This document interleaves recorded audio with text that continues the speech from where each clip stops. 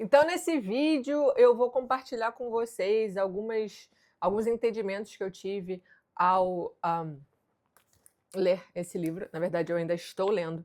E, na verdade, eu não vou falar sobre várias coisas, é só sobre um tema muito específico, na página, que está na página 238.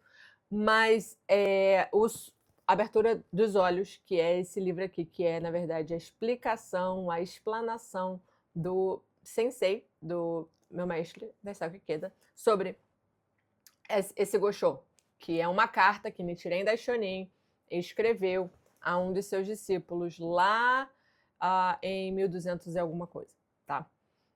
E neste sutra não, desculpa, nesse Gosho, ele vai explicando, na verdade, um dos temas principais é o porquê ele é o devoto do Sutra do Lótus. Ponto. E isso é justamente a abertura dos olhos, porque faz com que nós podamos entender o porquê que a gente pratica esse budismo. Então, é o budismo de Nichiren Daishonin. Beleza, mas por que seguir o cara? Por que ele foi o devoto do Sutra do Lótus? E, no caso, eu, enquanto leio esse livro, esse sutra, fico pensando também, ou esse sutra não, desculpa, esse Gosho, se eu mesma sou também, né, devota do Sutra do Lótus. Isso é uma reflexão que eu acho que é importante a gente fazer. Se nós praticamos alguma fé, é importante a gente se colocar no estou fazendo isso bem? Estou fazendo isso certo? Né? Enfim. Então, ele vai falando assim, caramba, eu venho sofrendo perseguições diversas, né? Tem vários problemas acontecendo, sofri ataques, e um monte de gente está deixando de seguir, está deixando de acreditar. Porque no Sutra do Lótus diz que o devoto do Sutra do Lótus é protegido. Então, por que está acontecendo tanta coisa ruim? Será mesmo que eu sou o devoto do Sutra do Lótus? Então, ele vai fazendo essas perguntas e justificando, explicando o porquê que sim, apesar de sofrer perseguições e ser atacado, sim, ele é. E aí a gente pode colocar isso para a nossa própria vida, né? Porque eu imagino que na sua vida, a sua vida não seja um mar de rosas, não seja tudo flores. E você praticando, deva às vezes se perguntar, caramba, isso é certo? Realmente eu estou fazendo correto? Realmente isso é? Será que realmente eu estou sendo protegida ou não? São perguntas totalmente válidas, né? Porém, a questão é deixar de praticar ou não. E aí que a gente precisa justamente estudar para entender o porquê, mesmo com as perseguições, mesmo com os sofrimentos, mesmo com tudo que nós estamos sofrendo, a gente e também praticando, né? A gente ainda assim deve continuar com a prática. E aí eu explico o porquê. Mas enfim, então ele cita, né, todas as calúnias que ele cometeu no passado, em existências passadas, que justificam os sofrimentos, os ataques, as perseguições naquela existência, como Nichiren Daishonin, né?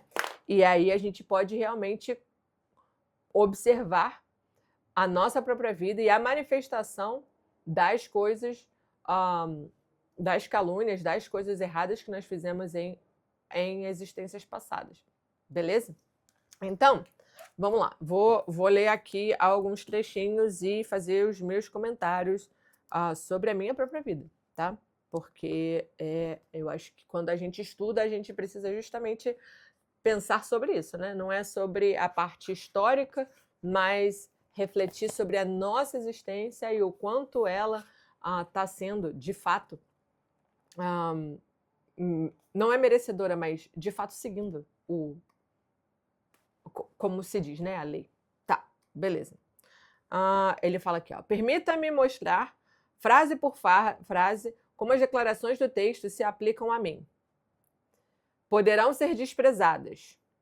Ou, como afirma o Sutra do Lótus, as pessoas vão desprezá-los, odiá-los, invejá-los ou guardar rancor deles. É exatamente dessa maneira que tenho sido tratado, com desprezo e arrogância, por mais de 20 anos.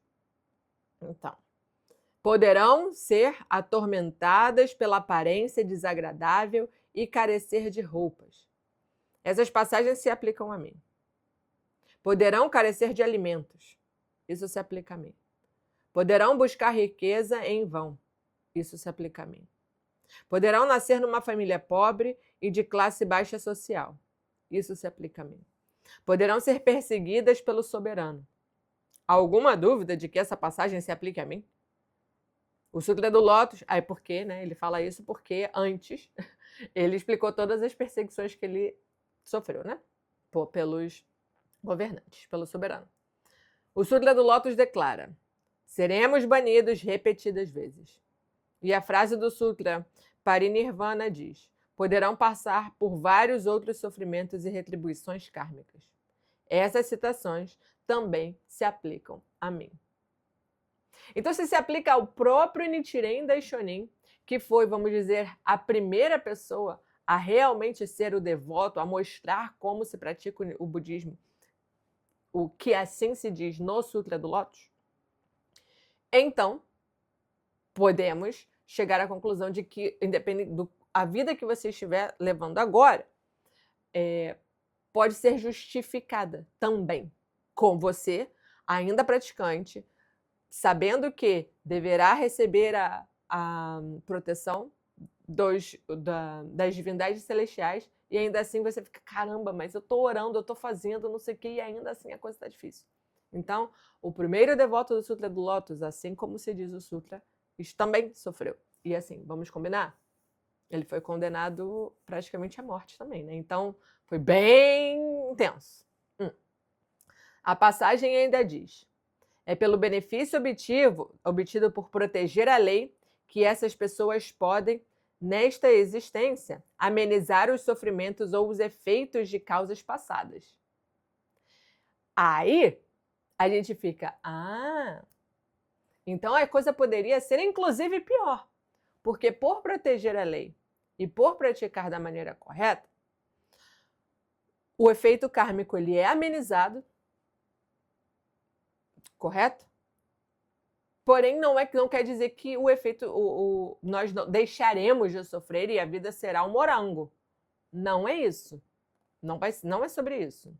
Então, com relação a esse ponto, o 5º volume de Grande Concentração e Discernimento comenta: os benefícios inexpressivos produzidos por uma mente dispersa com relação à prática não podem mudar o domínio do karma. Cara, foi aí, quando eu li isso, que eu fiquei assim,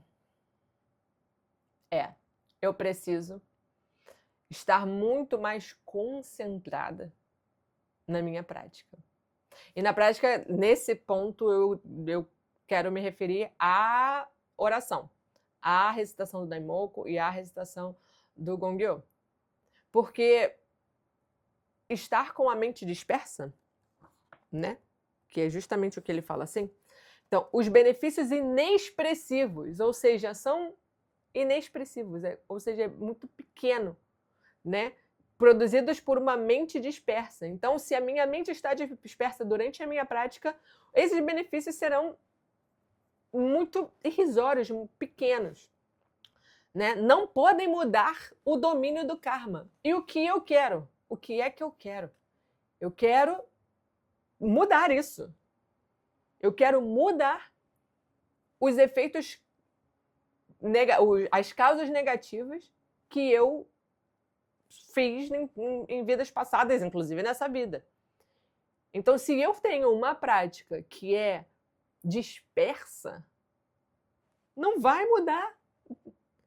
Vai ser muito pequeno. Beleza, então tudo que eu fiz de prática que foi no celular, né? Às vezes olhando o celular aqui, imagina, cara, se naquela época já existia uma mente dispersa, com tão pouca distração, eu imagino. Imagina hoje em dia, a distração é muito maior. As chances que a gente tem de pegar o celular, que é uma coisa que está aqui na palma da mão, ao alcance de uma alçada de mão, de braço, Nossa, mas é assim, a gente está inclusive vivendo uma era que tem uma chance maior de dispersão, né? Aí eu parei para pensar, falei, caraca, é isso. Eu preciso realmente estar muito mais concentrada. Eu me lembro que teve uma época, tem uns, sei lá, uns 10 anos, que já, né, praticava, já tinha celular e tudo mais, e eu pegava o celular muito, né? E nessa época eu tinha ainda notificação no meu celular. Eu já não tenho notificação. E toda hora era, apitava, pum, WhatsApp, Instagram, eu ia lá, pegava meu celular, enquanto eu fazia Daimoku, né? E aí eu falei, não, eu preciso deixar meu celular em outro lugar. Só que eu voltei a fazer isso. Então, isso faz com que a minha prática seja com uma mente dispersa. Eu não estou concentrada na minha oração. Então, que efeito kármico, né? Eu vou amenizar se eu estou fazendo isso, assim, uma prática meia boca, água com açúcar. Acho que né, quase nada, né? Enfim. Vamos lá, então. No entanto, se uma pessoa conduz a prática de concentração e discernimento com o propósito de observar a saúde e a doença, será capaz de alterar o ciclo de nascimento e morte dentro do domínio do karma. Isso é maravilhoso. Então, é tão sutil, parece que é tão simples, e não é, a gente sabe. A gente sabe que ou estar observando a mente, fazer uma oração de maneira presente, plena, concentrada, é complicado. Já naquela época. Imagine agora. Então a gente não pode se permitir, tendo isso já escrito, né? A gente não pode ficar se permitindo dar esses deslizes, porque, vamos dizer, isso pode custar. A gente pode viver uma existência toda achando que fez o negócio tudo aqui, ó, bonitinho, só que a gente fez meia boca. E a gente pode fazer bem feito. A gente pode realmente transformar a coisa, tirar um melhor proveito. Ah, Isabela, então você está falando que se eu fizer eu não vou ter benefício nenhum? Não. Eu não estou falando isso. Mas o que eu estou falando é que a gente não vai tirar um proveito da prática em seu máximo potencial. E o que é que você quer, então? Se você já está colocando o seu tempo ali para sentar, fazer Daimoku, fazer Gongyo, e para estudar, que seja bem feito. Porque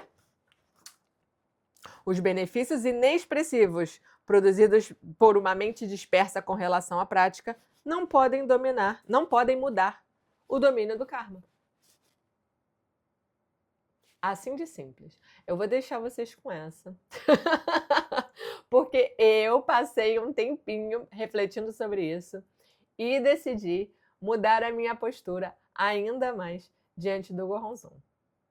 Ponto. E assim, se acontecer, tudo bem. Porque a gente sabe que no budismo o que importa é o hoje, é o partir de agora. Se você passou tanto tempo fazendo uma prática, né, dispersa, tudo bem. O que importa é a partir de agora. E se você voltar a fazer, não dei mole, não sei o que, tudo bem. Sempre renove o seu juramento de você poder se concentrar e observar a sua mente e fazer uma prática de maneira coerente. Tá bom? É isso, eu deixo vocês aqui. Se você gostou, o que você acha, comenta, diz o que você está achando dos vídeos aqui no canal. E é isso, um beijo, dá like e tchau!